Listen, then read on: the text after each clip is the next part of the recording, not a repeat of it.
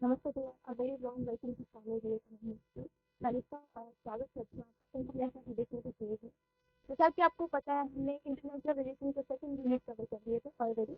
हमने बात कर लिया था किस तरीके स्टेट का जो नोशन है समय के साथ चेंज होता रहता है और फिर उसके तहत हमने देखा था नॉन स्टेट एक्टर के बारे में ग्लोबलाइजेशन के इरा में वो कैसे चेंज होते हैं, स्टेट का रोल जो है वो कैसे चेंज हो रहा है उसके बारे में हमने discuss किया।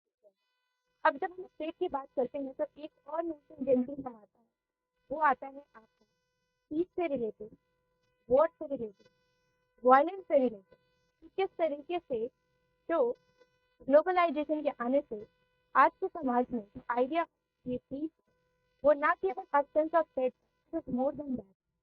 When we talk about war, it doesn't mean कि आपके पास जो है आज हम देखते हैं कि ग्लोबल वॉर जैसी चीजें नहीं हुई, जैसे वर्ल्ड वॉर 1 वर्ल्ड वॉर 2 नहीं हुई। क्या हम इस कंडीशन में हम कह सकते हैं कि आज भी हमारा जो वर्ल्ड है वो पीसफुल है? तो किस तरीके से जो नोशन ऑफ वॉर है आज के ज़माने में चेंज हुआ है, यानी कि आज जो है वो वॉर का एक वायलेंस हम नहीं देख रहे हैं, पर फिर भी there is a no perpetual peace. तो हम इस तरीके से नहीं कह सकते कि आज है जो हमारी कंट्री है, जो हमारा वर्ल्ड है वो पीसफुल है। तो किस तरीके से हम पीस के नोशन को देखते हैं आज इंटरनेशनल रिलेशन में, किस तरीके से वॉर जो है वो आज अलग तरीके से एक डिफरेंट मीनिंग लेकर आया है, उसके बारे में हम देखेंगे। और फिर हम देखेंगे कैसे जो वायलेंस का मतलब सिर्फ ये नहीं है कि आपको फिजिकली कोर्स नहीं करना, इट मीन्स आप मेंटली और अलग अलग तरीके से state structure violence culture violence के थ्रू आपको क्या किया जा रहा है, यू आर गेटिंग कोर्स। तो इस तरीके से पीस, वॉर और वायलेंस का जो रूप है वो आज मॉडर्न इरा में धीरे धीरे चेंज हो रहा है और उसी चीज को हमें अंतर्राष्ट्रीय व्यवस्था में पढ़ना है कि अंतर्राष्ट्रीय व्यवस्था में कैसे ग्लोबलाइजेशन के आने से कोल्ड वॉर खत्म होने के बाद हमारी जो आइडिया ऑफ वायलेंस है, आइडिया ऑफ वॉर है, कैसे चेंज हो रहा है। So we will discuss this all things in this series. So let's have a look कि हमारा सिलेबस क्या है। When we talk about the syllabus, यानी कि ये जो सिलेबस है आपके पॉलिटिकल साइंस के यूनिट 5 का पार्ट 3 है। जब आप पार्ट 3 को उठा के देखोगे, part 3 conflict and peace changing nature of warfare, यानी कि संघर्ष और शांति कैसे युद्ध की प्रकृति जो है वो समाज में धीरे धीरे बदल रही है। फिर हम देखेंगे weapons of mass destruction, nuclear weapon के आने से कैसे जो वॉर का जो आइडिया है वो धीरे धीरे चेंज हो गया है। यानी कि हम यहाँ पे देखेंगे सामूहिक विनाश के हथियार, जैसे आपके बायोलॉजिकल वेपन, वायरसेस हो गए या फिर आपके बैक्टीरियाज हो गए, these are now created as human disaster. फिर उसके बाद हम देखेंगे डिटरेंस, एक कंट्री के सिक्योरिटी राइज होने से कैसे दूसरी कंट्री जो होते हैं they are now creating their own weapon. इस तरीके से जो खींचातान की जो कंडीशन होती है, यानी जो संघर्ष का कंडीशन होता है वो हमेशा बने रहता है और उसको समाधान करने की जरूरत है। डिटरेंस, कॉन्फ्लिक्ट रेजोल्यूशन, यानी कि किस तरीके से हम उस संघर्ष को निवारण कर सकते हैं। कॉन्फ्लिक्ट ट्रांसफॉर्मेशन, यानी कि संघर्ष किस तरीके से आज के जमाने में परिवर्तित है। तो ये सब चीजें हमें पार्ट 3 में पढ़ने हैं, जब यूनिट 5 के पार्ट 3 में पढ़ना है। और इसे कहाँ से पढ़ें, क्योंकि दुविधा ये रहती है जब हम बात करते हैं हिंदी मीडियम के बच्चों की तो जनरल राजेश मिश्रा की बुक आती है, but when we talk about the English medium, so when we do refer about the basic understanding, तो कुछ चीजें जो है ना उसमें नहीं रहती है। बट क्योंकि हमें कॉन्फ्लिक्ट एंड पीस में इतनी सारी चीजों को कवर करना है, तो for that only you can go through the Andrew Heywood book unit 10। वहाँ पे ये सब चीजें एक्सप्लिसिटली मेंशन है कि आपका वॉर जो है किस तरीके से चेंज हो रहा है, जो ट्रांसफॉर्म्ड वॉर है, न्यू वॉर है, वो कैसा होता है, उसकी जो है ना बहुत ही अच्छे तरीके से वहाँ व्याख्या जो है ना मौजूद है, आप उसको ज्यादा सुन सकते हैं। अब इस यूनिट से किस तरह के क्वेश्चन जो है ना आपके एग्जाम में पूछे जाते हैं। तो when we look about this unit, तो जनरली आपको पूछा जाता है जस्टिफिकेशन ऑफ वॉर, यानी कि आज जब हम वॉर को जस्टिफाई करते हैं कहते हैं कि war is a extended form of politics in a different way. ये क्लॉजेट का स्टेटमेंट है। तो किस तरीके से हम जो है ना आज के समाज में वॉर को जस्टिफाई करते हैं, या फिर आप देखते हो रशिया यूक्रेन वॉर, तो how the political leaders have justified each other. हमने बात की प्रिवेंटिव वॉर की, कोई कंट्री क्या कहता है कि we are going for a war to prevent others, और हमने बात की थी प्रीएम्प्टिव वॉर, यानी कि आप जो है ना आपकी एनिमी राइट रेस कर रहे हैं तो आप उनके एक मेजर ले रहे हो, प्रिवेंटिव मेजर, दैट इज समझ प्रीएम्प्टिव वॉर। तो किस तरीके से आप वॉर को जस्टिफाई करो, क्या ये नैतिक है, क्या ये इथिकल है, इसके बारे में हम बात करते हैं। जस्टिफिकेशन ऑफ वॉर, और इसके अंदर आता है आपका जस्ट इन डेलो, यानी कि जो आप वॉर है, ठीक है, आप वॉर का रीजन क्या है, क्या औचित्य है, आप उनको देखो। फिर उसके बाद आप देखो just in bellow, just in बेल्टम, यानी कि आप किस तरीके से वॉर कर रहे हो, क्या क्या मीन्स है, अगर वो आपका सही है तो आप वॉर सही हो सकता है। तो ये इस तरीके से वॉर को जस्टिफाई किया गया है, क्या ये इथिकल है इंटरनेशनल रिलेशन में, क्योंकि आप वॉर किसी तरीके से लड़ो, वॉर तो वॉर होता है। अब आप लोग महाभारत का वॉर, महाभारत के वॉर में आप देखोगे कि वहां पे रूल, नियम, सब कुछ लगाया गया, यहाँ पे फाइट किए गए बहुत सारे, but see the destruction due to Mahabharata, कौरवों का विनाश होना। तो इस तरीके से विनाश तो रहता है, तो आप क्या कोई भी वॉर करो, कैसे भी वॉर करो, विनाश आपकी लिखी हुई है। तो क्या ये वॉर की जो इथिक्स है या फिर लोगों का जो सामान्य लोग हैं, जो कॉमन पीपल है, उनका विनाश जो होता है, क्या ये जायज है, क्या ये सही है, इसके बारे में हम देखेंगे। वॉर कितना इथिकली जो होता है वो वैलिड होता है, that's come under the justification of war, यानी कि युद्ध का औचित्य क्या है उसके बारे में हम डिस्कस करेंगे। फिर हम देखेंगे इस वॉर के क्रिएट होने से हम देखेंगे कि डिटरेंस जो वर्ड है वो जनरली आपसे आता है कि निवारण कैसे करना चाहिए। तो जनरली आप देखोगे कि हर कंट्री क्या करती है, they are now try to gain more and more nuclear capacity.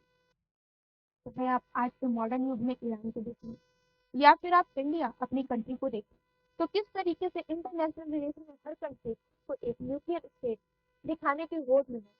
तो ये कहाँ तक सही है, क्योंकि इससे क्या होगा, there is a mass destruction at a large level. So at what extent this is a valid way to justify your power? इसके बारे में हम बात करेंगे। म्यूचुअली अश्योर्ड डिस्ट्रक्शन, यानी कि आप जो है देयर इज अ कन्फर्मिटी कि इसको यूज करने से पूरा जो है ना संसार तबाह हो सकता है, इसको जानते हुए भी every country try to achieve the nuclear weapon. और ये जो रीजन है, ये जो पावर है, ये जो होड़ है, ये जो रेस है, वो कहाँ तक वैलिड है, इसके बारे में हम डिस्कस करेंगे। कैसे मॉडर्न समाज में ये जो वॉर का आइडिया है, ये जो वॉर का कंसेप्ट है, वो धीरे धीरे क्या हो गया है, वो धीरे धीरे अब को नॉर्मलाइज करने की कोशिश की जा रही है। As a scholar of international relations, we are trying to achieve more and more peace in the international relations. तो किस तरीके से इंटरनेशनल रिलेशन की थियरी, जैसे आपकी रियलिज्म हो गए, लिबरलिज्म हो गए, कंस्ट्रक्टिविज्म हो गए, क्रिटिकल थियरी हो गए, इस आइडियाज को वॉर एंड कॉन्फ्लिक्ट पीस को लाने की बात करते हैं, इसके बारे में हम। So let's have a look after analyzing the syllabus, after understanding this type of question is coming. Let's go through the deep into the topic. So when we talk about the conventional war, when we talk about the traditional war, there is some rule, there is some order, there is some organized way to fight a war. There is a difference between military and civilian.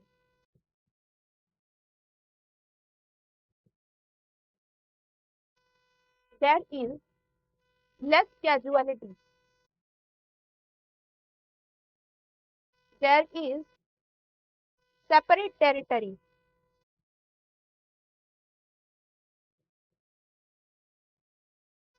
तो जब भी हम traditional war की बात करते हैं, ये सब चीजें आपको देखने को मिलती है। ये जो है ना, ये आपके ट्रेडिशनल वॉर में होता है। यानी कि जब भी हम बात करते हैं, उदाहरण के रूप में आप समझ लीजिए, because we are Indian, we are discussing this exam in the context of India, so let's have a look about the Indian war। क्योंकि अगर मैं आपको 30 ईयर वॉर या फिर 100 ईयर वॉर या फिर आपको मैं फॉकलैंड वॉर के बारे में बताऊंगी, तो हो सकता है ये चीजें आपको नहीं समझ में आए। तो मैं आपको इंडिया के कॉन्टेक्स्ट में कुछ समझाना चाहती हूँ, क्योंकि आप इंडियन स्टूडेंट हो और आप इन चीजों को बचपन से सुनते आ रहे हैं। So why don't we take an example of conventional war? Let's take an example of Mahabharat. ठीक है, तो जब हम महाभारत की बात करते हैं तो there is a set of rule. आप जो है ना, अगर कोई निहत्था है तो उससे वॉर नहीं करते, या फिर कोई मान लीजिए कि there is some ethics there, set of that. अगर मान लीजिए कि अगर रात हो गया तो युद्ध जो है ना इस टाइम से इस टाइम तक चलेगी, तो there is a standard, there is a rule, there is a some behind this word that is called rule. So there is set of rules. ठीक है? या फिर आप उदाहरण के रूप में देख लीजिए चक्रव्यूह। चक्रव्यूह किस तरीके से जो है ना एक रणनीति के थ्रू युद्ध जो होती थी वो रची जाती थी। यानी कि ये अपोनेंट्स है और ये जो है ना राइवल ग्रुप है, या फिर दो पार्टी के बीच में, कौरव और पांडव के बीच में एक वॉर को रचा गया था। चाहे आप बहुत सारे स्ट्रेटेजी को अपनाया गया था, चाहे आपका ये हो गया षड्यंत्र। जनरली जब हम बात करते हैं शकुनी की, तो everything is going, everything is going. आप जो है ना मानसिक तौर पे आप जैसे कैसे आपको पैतरे फेंकने हैं और फिर आपको अपने अपोनेंट्स को हराने हैं, तो हर तरह की युद्ध जो होती है, हर तरह की रणनीति जो है, ऑर्डर्स रूल्स, ये सब चीजें हैं वो की जाती हैं वॉर के दौरान। तो ये सब चीजें, बट ये सब चीजें आप देखो कि देयर इज सम सेटअप। और यहाँ पे जब आप देखोगे देयर इज ऑर्डर, यानी कि कुछ ऑर्डर कि किस तरीके से यहाँ पे जो है पैदल पैदल यात्री रहेंगे, पैदल योद्धा रहेंगे, या फिर there is a chariot, elephant. एक ऑर्डर रहता था, जैसे सैनिकों की एक ऑर्डर रहती थी कि पहले जो है ना, पहले जो लीडर होते हैं they will lead this and there is a some hierarchy and order that is follow during the war. फिर उसके बाद आप देखो एक जनरली आप वहां पे आप देखोगे कि there is organised way of war.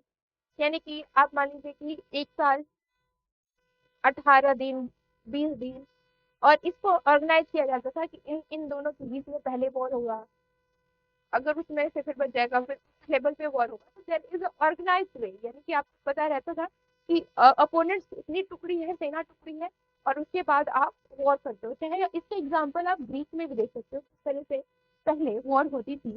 तो आपने एक मूवी देखी होगी 300, और इस तरीके से क्या होता था, there is some organised way of war that is happening in the traditional time. यानी कि आपको पता रहता था कि सैनिक जो है ना वो आ रहे हैं, और उस हिसाब से आप क्या करते हैं, स्ट्रेटेजी जो है ना अपना बनाते हैं।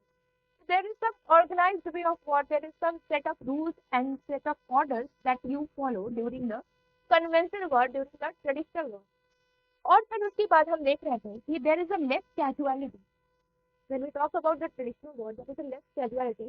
क्योंकि युद्ध मैदान में ऐसा नहीं होता था कि अगर मान लीजिए कि बहुत सारे युद्ध, जैसे आपने कलिंग का युद्ध सुना होगा, अशोक के टाइम, ऐसा माना जाता था कि जब युद्ध को लड़ा गया था तो वो पूरी रिवर जो भी थी दैट बिकम रेड, पूरी जो रिवर थी महानदी वो पूरी लाल हो गई थी। या फिर बहुत सारे ऐसे युद्ध के बारे में सुना है कि यमुना जो थी ना वो पूरी रक्त रंजित हो गई थी, यानी लाल लाल पानी बहने लगा। तो ऑफकोर्स ये जो कंडीशन है डजंट शो कि वहां पे सिर्फ एक दो लोग मरे हुए। Of course there is a casualty of the lots of people, but ये जो मरे हुए लोग होते हैं that people are the military one. ये अलग बात है कि जब हम बात करते हैं रूल्स की, जब हम बात करते हैं मंगोल्स की, तो वो जहां से भी आते थे पूरी जो है ना पूरी जो गांव को तबाह कर देते थे, और वहां पे सिविलियन की भी डेथ होती थी, वहां पे विलेजेस की भी डेथ होती थी। तो जब हम ट्रेडिशनल वॉर की बात करते हैं, कन्वेंशनल वॉर की बात करते हैं, तो जनरली जनरली ये माना जाता है कि वहां पे जनरली मिलिट्री लोग, यानी फिर मिलिट्री की डेथ होती है, सिविलियंस जो होते हैं ना, सिविलियंस को अलग कर दिया जाता है। क्यों? क्योंकि एक निश्चित एरिया फिक्स होती थी कि हम जो है ना गांव के बाहर वाले मैदान पे लड़ेंगे और यहाँ पे हम युद्ध करेंगे। तो generally they usually fight eight discuss area पे। जैसे आपने देखा महाभारत में कुरुक्षेत्र, कुरुक्षेत्र के एरिया को डिफाइन कर दिया गया था कि यहाँ पे युद्ध होगी, और रूलर्स क्या करते थे, कौरव और पांडव यहाँ पे सुबह के दिन आते थे और शाम के दिन शंख बजते शंख नाद होते ही वॉर खत्म हो जाता था। तो इस तरीके से एक फिक्स ज्योग्राफी पे जो है ना वॉर होता था, और वहां पे ये यहाँ पे सोल्जर जनरली या फिर योद्धा जो होते थे वो पहुंचते थे। जो गांव के लोग होते, जो मासूम लोग होते थे, वो अपने गांव में रहते थे और उनको युद्ध से खासा फर्क नहीं पड़ता था, या फिर उनको कोई ऐसा नहीं है कि उनको कोई लॉस होती थी तो ये यहाँ से किसी के पति किसी के भाई युद्ध में जाते थे, बट इनकी जो डेथ होती थी ना वो नहीं होती थी, क्योंकि ये जो युद्ध होती थी एक फिक्स टेरिटरी में देखने को मिलती थी। जनरली जो युद्ध होते थे या तो लैंड के लिए होते थे, फर्टाइल लैंड के लिए, या फिर टेरिटरी के लिए होते थे, या फिर राजा बनने के लिए होते थे। ठीक है, तो इस तरीके से जो कन्वेंशनल वॉर होता था वो एक फिक्स मोटिव के लिए होता था और उसके बाद चीजें खत्म हो जाती थी, और उसके बाद जनरली कम कैजुअलिटी होती थी। ये सब चीजें हम देखने को मिलते हैं। Remember, I am not talking about its apply to all, I am talking about generally, आमतौर पर ऐसी होती थी। क्योंकि मैं सारे वॉर के एग्जाम्पल आपको नहीं दे के समझा, मैं कुछ एग्जाम्पल्स के थ्रू आपको एक इमेजिनेशन करने के लिए आपको बता रही हूँ, ताकि आप कन्वेंशनल वॉर को समझ सकें। इस तरीके से हमारी ट्रेडिशनल वॉर जो है ना वो जनरली हम डिफाइन करते थे। तो एक बार हम इसको अच्छे से समझ लें कि कन्वेंशनल वॉर यानी कि जब हम ट्रेडिशनल वॉर की बात करते हैं तो हम बात करते हैं कि देयर इज सम स्ट्रेटजी, यानी कि चाणक्य ने कहता है साम दाम दंड भेद, यानी कि सब चीजें जो है ना वो अप्लाई की जाती थी ड्यूरिंग द वॉर। जब हम इंटरनेशनल रिलेशन में बात करते हैं तो हम क्लॉजविट्ज की बात करते थे। तो क्लॉजविट्ज ने कैसे कहा, कैसे जो है ना हमें युद्ध को, उनकी जो वॉर है मिलिट्री को कैसे ऑर्गेनाइज करना है, पावर को कैसे किसी से रहम ना करना, इस तरह की चीजें जो है ना आप रियलिज्म में देखोगे। और ये सब चीजें जो है ना ट्रेडिशनल थिंकर जो है वो हमें बताते हैं। बट आज के जो जमाने की जो वॉर है that is asymmetrical in nature. हम जब मॉडर्न वॉर पे आएंगे तो कैसे जो है ना आज का वॉर चेंज हो गया, तो उसके बारे में हम डेप्थ में पढ़ेंगे। But let's have a look about the conventional war. जब हम कन्वेंशनल वॉर की बात करते हैं, there is a military that is organise, discipline, laws and order, यानी कि जब हम सैनिक की बात करते हैं तो वो क्या होते थे, संगठित होते थे। There is some discipline among these armies, there is some rules and there is some order that is followed by the both rival groups and the opponent। यानी कि अगर दो ग्रुप है तो उनको कुछ रूल्स और ऑर्डर्स को क्या करने होते थे, फॉलो करने होते थे। यहाँ पे जनरली आप देखोगे ये जो वॉर होते थे दैट इज स्टेट सेंट्रिक, यानी स्टेट क्या करते थे, वो खुद को एक्सपैंड करने के लिए, लैंड्स को ज्यादा से ज्यादा लेने के लिए। तो that's a war is raised bye a state. State जो होते थे सबको एक्सपेंड करने के लिए वो क्या करते थे, वॉर को ऑर्गेनाइज करते थे। तो जनरली जो वॉर होते थे वो स्टेट बेस्ड होते थे, क्योंकि स्टेट क्या होते थे, शक्ति को धारण किए रहते थे। तो इस तरीके से एक स्टेट क्या करते थे, स्टेट को पावर से वो ज्यादा से ज्यादा ऑक्यूमुलेट करने के लिए they face the war. War different from day to day violence between two political group. यानी कि जब हम ट्रेडिशनल वॉर की बात करते थे तो ये जनरली हमारे दैनिक जीवन से अलग होते थे। यानी कि यहाँ पे सिविलियंस का इन्वॉल्वमेंट नहीं होता था, मिलिट्री जनरली वॉर में जाते थे। तो यहाँ पे जनरली कैजुअलिटी भी कम होती थी, there is a less casualty happening during the traditional war. यानी कि दुर्घटना जो होती थी वो सैनिक स्तर पर होती थी, जो नागरिक जो थे उससे अछूते थे। तो इन सब चीजों के बारे में हम बात करते हैं जब भी हम ट्रेडिशनल वॉर की बात करते हैं। और ये देखिए ये जनरली इंटर स्टेट वॉर होती हुआ करती थी, यानी कि अंतर राज्यीय युद्ध होते थे।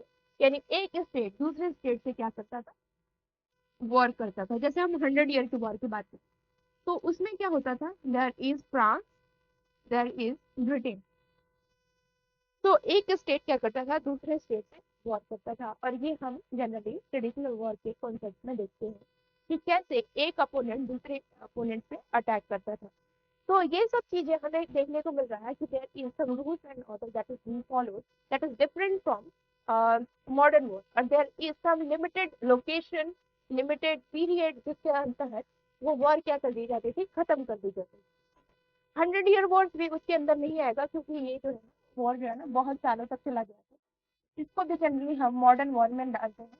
बट यहाँ पे मैं आपको ये बताना चाहती थी, तो एक बात और मैं बता दूं, एक बात मैं आपको क्लियरली बता दूं कि जब भी हम बात करते हैं मॉडर्न वॉर, कन्वेंशनल वॉर, तो कोई ऐसा कोई फिक्स ये नहीं है कि ये मॉडर्न वॉर है, ये कन्वेंशनल वॉर है, और ये जो है ना there is a clear boundary between them. कुछ फीचर जो है ना मॉडर्न वॉर के वो आपको कन्वेंशनल वॉर में भी देखने को मिलेंगे, यानी पारंपरिक वॉर के आज आधुनिक वॉर में भी देखने को मिलेंगे। और आधुनिक के कुछ जो विशेषता है वो आपको पारंपरिक में भी देखने को मिलेंगे। इस तरीके से जरूरी नहीं है कि अगर मैं आपको ये कहूँ कि ये जो है ना ट्रेडिशनल का एग्जाम्पल है, इट्स द बेस्ट एग्जाम्पल। ये इसके कुछ कुछ कैरेक्टरिस्टिक आपको यहाँ पे भी देखने को मिलेंगे, कुछ आधुनिक के और कुछ पारंपरिक, दोनों साथ में लिए रहते हैं। तो इस तरीके से आप कोई क्लियर बाउंड्री नहीं दिखा सकते कि आज जो है ना ये मॉडर्न वॉर है और ये कुछ कुछ कैरेक्टरिस्टिक जो होते हैं ना वो स्टिल प्रेजेंट, और दैट्स वाई हम क्लियरली नहीं कह सकते कि ये जो है ना पूरी तरह से मॉडर्न वॉर है। इस तरीके से हमें कन्वेंशनल वॉर, पारंपरिक वॉर के बारे में पता चलता है। समय के साथ क्या हुआ, समय के साथ आया technology. There is the rise of fission and fusion that lead to the rise of atom bomb, nuclear weapon. आपने सुना होगा स्टार वॉर के बारे में, यानी कि कैसे दो ब्लॉक जो थे, कम्युनिस्ट और capitalist bloc, they are now fighting the war on the basis of their advancement of technology. और ये जनरली आप देखोगे रिगन के टाइम पे। तो इस तरीके से जब आप देखोगे कैसे टेक्नोलॉजी के राइज होने में, आज आप देखो डिफरेंट डिफरेंट तरह की मिसाइल, उदाहरण के रूप में आप ड्रोन्स देख लो, उदाहरण के रूप में हम साइबर वॉरफेयर देख लो, उदाहरण के रूप में आप बायोलॉजिकल वॉरफेयर देख लो कि कैसे जो सीरियन करके बहुत सारे जो, जैसे वियतनाम वॉर में, इस तरीके से कुछ जो है ना बायोलॉजिकल वेपन्स, ये सब चीजें जो है ना यूज की जाती है अनइथिकल वे में अपने दुश्मनों को हराने के लिए। तो rise of technology is the major reason that leads to the change from the traditional warfare to the modern warfare। यानी कि आधुनिक समाज के जो वॉरफेयर देखते हैं उसका सबसे बड़ा रीजन आप देखोगे कि राइज ऑफ टेक्नोलॉजी। और ये जो टेक्नोलॉजी का प्रसार है वो किसी एक कंट्री के पास नहीं, ये राइज हुआ ग्लोबल वर्ल्ड पे, जिसके जिसके वजह से हम देखते हैं ग्लोबलाइजेशन। यानी कि अगर मान लीजिए एक कंट्री जो है ना न्यूक्लियर वेपन बनाता है तो दूसरा कंट्री भी क्या होता है उसके बारे में तुरंत पता चल जाता है, because we are now interdependent, more connected, and that's why this idea of technology is now moving from one part to the another part। और इसी की वजह से आप देखो there is the rise of interdependence। यानी कि इंटरडिपेंडेंस हम केवल अच्छे चीजों के लिए नहीं, बल्कि जब क्राइसिस आती है, जब कुछ बुराई होती है, तब पर भी हमें क्या उसका प्रभाव देखने को मिलता है। उदाहरण के रूप में आप देख सकते हो कैसे कोरोना आया, ठीक है। अगर मान लीजिए चाइना है, there is a corona in China first time, जिसका इन्फ्लुएंस आप देखोगे समय के साथ दूसरे कंट्री से भी। अब रशिया यूक्रेन वॉर हुआ, तो आप ये नहीं कह सकते हो कि ये जो है ना उसी इलाके में इसका इम्पैक्ट पड़ा। आज जो है छोटा सा आइलैंड भी इससे प्रभावित है। प्रभावित किस तरीके से कि ये दोनों कंट्री क्या होते हैं, they are the major economic, और क्योंकि आप देखो राइस के लिए या फिर ऑयल के लिए, they are major factor, major source, and due to environment of war the production and the supply has been stop. और this because of the globalisation we are now interdependent. तो इसका प्रभाव आप दूसरे कंट्री पर भी देख सकते हो। तो इस तरीके से हम कह सकते हैं कि आज जो है ना, आज वॉर का इफेक्ट जो होता है हम ये नहीं कह सकते it's limited, it's now become global. आज जो मॉडर्न वॉर है कि आप ये नहीं कह सकते कि ये जो है ना एक कुरुक्षेत्र में एक खास इलाके में देखने को मिलती है, बल्कि इसका जो प्रसार है ये पूरे वर्ल्ड पर, और इसका जो प्रभाव है वो पूरे समाज पे, हर एक इंसान पे देखने को मिलता है। या फिर वो महंगाई के फॉर्म में हो या फिर आप कोरोना के फॉर्म में हो, किसी तरीके से कोई भी वर्ग जो है इसे अछूता नहीं है, और इसी को कहते हैं मॉडर्न वॉर। दूसरा जो इवेंट है जिससे मॉडर्न वॉरफेयर का राइज कह सकते हैं वो है कोल्ड वॉर का खत्म होना। क्योंकि जब आप कोल्ड वॉर का खत्म होना देखोगे तो that is the rise of liberal idea. और जब लिबरल आइडिया आया तो there is the promotion of LPG. Now the country has to open their border, and since the border is open not just for the trade but also for the other factors that you can see in the form of climate change, there is the other factor that you can see, जिसके बाद आप wall street crisis. तो इस तरीके से जब आप economically एक दूसरे पर डिपेंडेंट होते हो ट्रेड के लिए, एक ही संकट आपकी संकट बन सकती है। और इसका उदाहरण हमने देखा 2008 में वॉल स्ट्रीट क्राइसिस, और इसका जो इम्पैक्ट है, प्रभाव है, वो पूरे विश्व पे देखने को मिला। तो हमने समझा कि कैसे मॉडर्न वॉरफेयर जो है वो किसी क्षेत्र में नहीं, किसी दो लोगों के बीच में नहीं, ये पूरे ग्लोब में क्या करता है, इक्वली इम्पैक्ट करता है।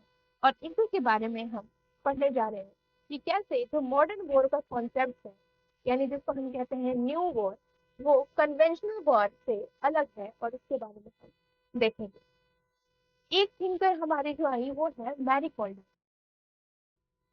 इनके बारे में हम खास डेप्थ में पढ़ेंगे।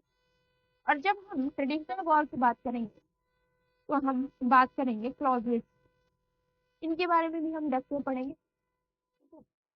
जब हम मैरी कोल्डर की बात करते हैं तो उन्होंने एक आइडिया समझा हमें, new war and cold war, sorry new war and old war, कि कैसे जो आज का युद्ध है, ठीक है, आज का जो हमारा युद्ध है वो कैसे अलग है पुराने युद्ध से। उन्होंने एक कॉन्सेप्ट दिया new war and old war.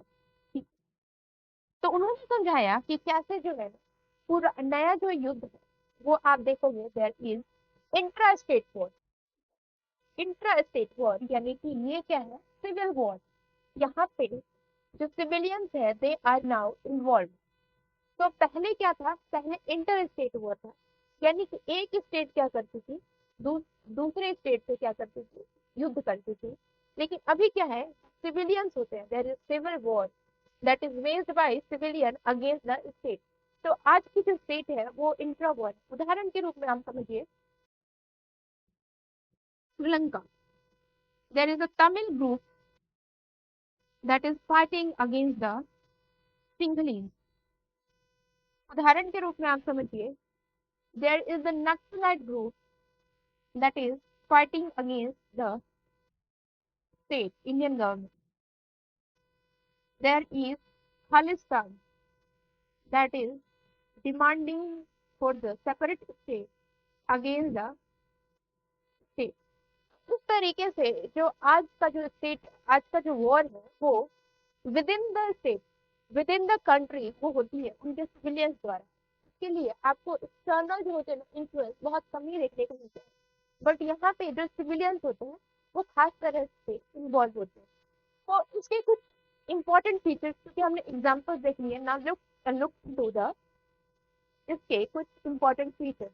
जब हम बात करते हैं please zoom it one by one so that you can understand it better.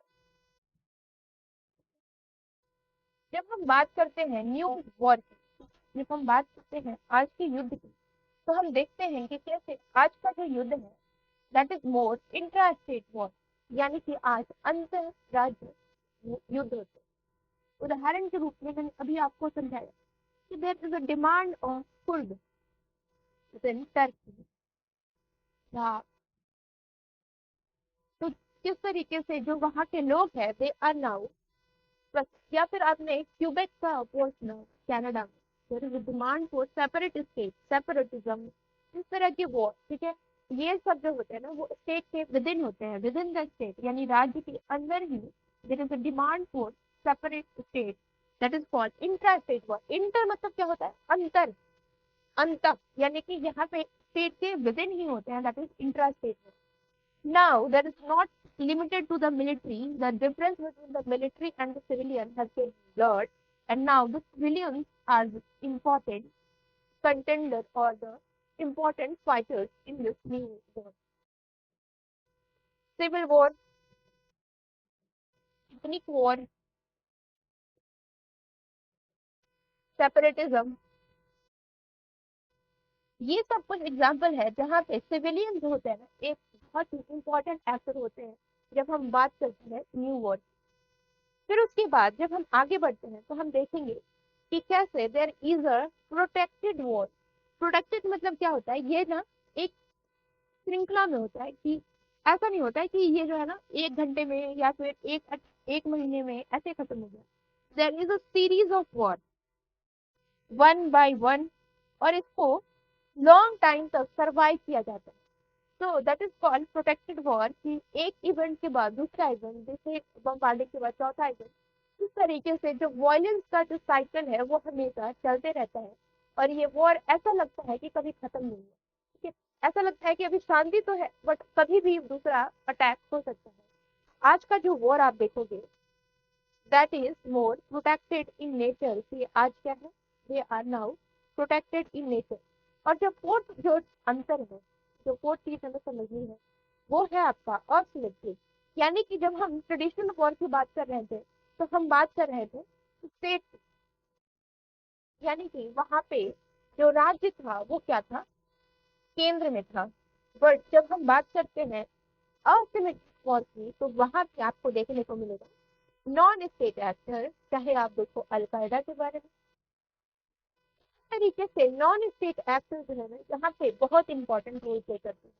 उदाहरण के रूप में आप गुरिल्ला वॉर को देख सकते हैं, कैसे समय के साथ साथ ये जो पावर है वो स्टेट के अगेंस्ट वॉर रखते हैं, और स्टेट को जिनके साथ दे हैव कोर्ट का डिसीजन लेना पड़ता है। इस तरीके से आप देखो asymmetric war is not about two state, it's about the involvement of non state actor, जो कि टेक्नोलॉजिकली अनइथिकल है।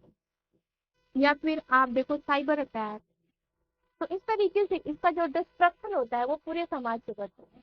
तो ये थे कुछ न्यू वॉर के फीचर्स, कि कैसे जो न्यू वॉर है, जो नया दौर में नया वॉर है, वो कैसे पारंपरिक वॉर से अलग होता है। तो नेक्स्ट क्लास में हम जो है ना वो बात करेंगे इसी चीज को समझने के लिए, but with the theoretical basis, कि ये थ्योरेटिकल बेसिस से कैसे अलग होता है। हम देखेंगे कि रियलिज्म क्या कहता है इस वॉर के बारे में, लिबरलिज्म क्या कहता है, और फिर हम जो है ना हम इससे रिलेटेड नए नए थियरी, नए नए थिंकर्स के बारे में देखेंगे। तो ये थी आज की टॉपिक, जिसमें हमने बात किया इस यूनिट के इंट्रोडक्शन से रिलेटेड, इस यूनिट के बारे में कि ये यूनिट क्या क्या रहा है और हमें इस टॉपिक को कैसे पढ़ना है। So let's have a good revision on that topic, because we are going to start this topic in great detail from tomorrow on the basis of theory, what we read about international relations like realism, liberalism. हम इसके बारे में कल theory को ध्यान में रख करके उसको पढ़ेंगे। Till then, have a good preparation and take care of yourself. Have a nice day.